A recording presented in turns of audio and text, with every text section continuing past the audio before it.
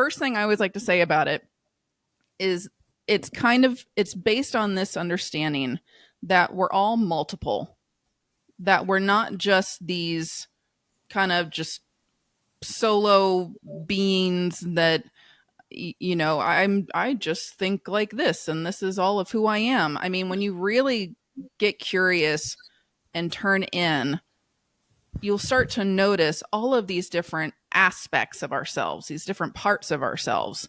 And I always like to say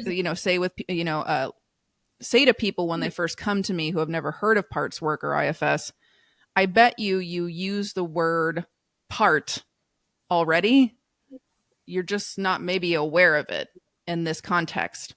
So I feel like most people will say, a part of me really wants to like maybe go for a walk, but another part of me wants to hang on the couch and watch Netflix, And so again, it's just like this acknowledgement already that there is this multiplicity within us that hold different opinions, that hold different emotions, that hold different body sensations, experiences.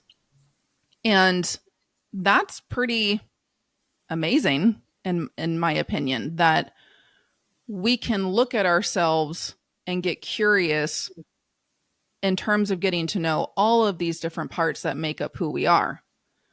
So that's the first thing that I like to share, with people about IFS, is that we're all multiple.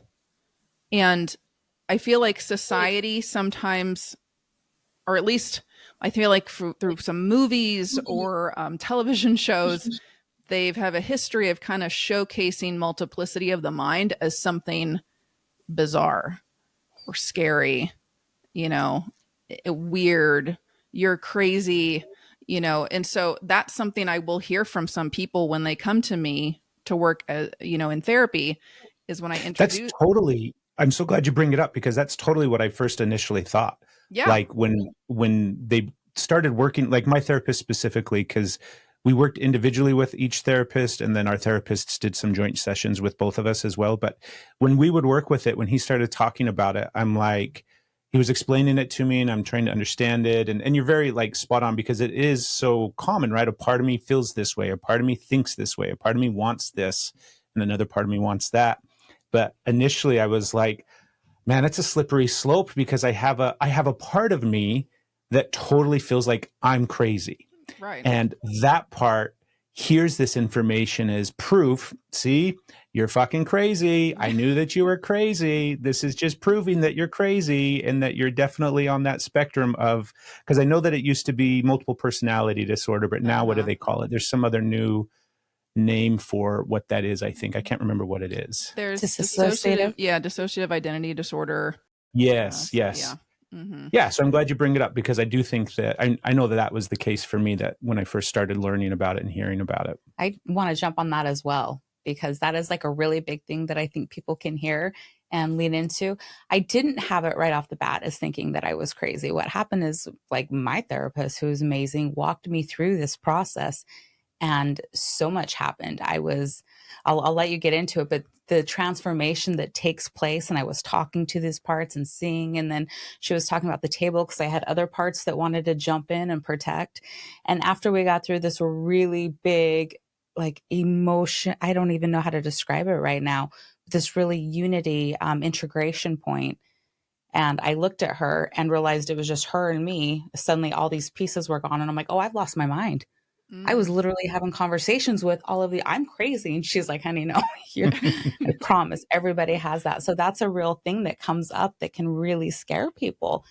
Yeah, absolutely. I mean, so often I will have someone that I'm working with make a comment like that, of they'll experience a taste of it and they'll pop out, out of it. And then they'll be like, this is bizarre, but in a cool way, and I didn't know that that all those parts were in there. And it is, because again, we're not taught, at least in America, which is where I'm born and raised and where I've lived my entire life. Like, I don't feel like that's part of our culture, is looking at ourselves in these multiple ways. It's very individualistic and kind of siloed. And And so then, yeah, as we turn inwards and we start to come across all these different parts, like they're coming forward and they're sitting at a table with you, and that a part could be like, oh my God, this is so strange. Is this okay? Is this normal? And yeah, it can be a shock to the system of like, oh, wow, yes, this is just a bunch of different parts of who I am. And one part doesn't make up my identity, which can also feel really weird, especially if a specific part of us has been kind of like driving the bus, as I like to say, for the majority, let's say, of our life, whether starting in childhood and it just kept going. It can be, yeah, this kind of like, whoa, oh, I always just thought that was me. And then it's this shift to, oh, this is a part of me, but it's not all of who I am. And that can be, yeah, it can bring up a bunch of different things. What first appealed to you? Like, when did you first start working with it, and what was the draw to start working with IFS in this way? Yeah, so I had been a therapist already for 8 years before I even heard about IFS. And a part of me is jealous of these newer therapists that are in graduate school and they're being taught IFS in graduate school, because it was not something ever mentioned as far as I remember. And so, yeah, I was a practicing therapist, seeing clients. I was doing a lot more of, kind of like traditional talk therapy, cognitive behavioral therapy. I was really interested and still into, using meditation.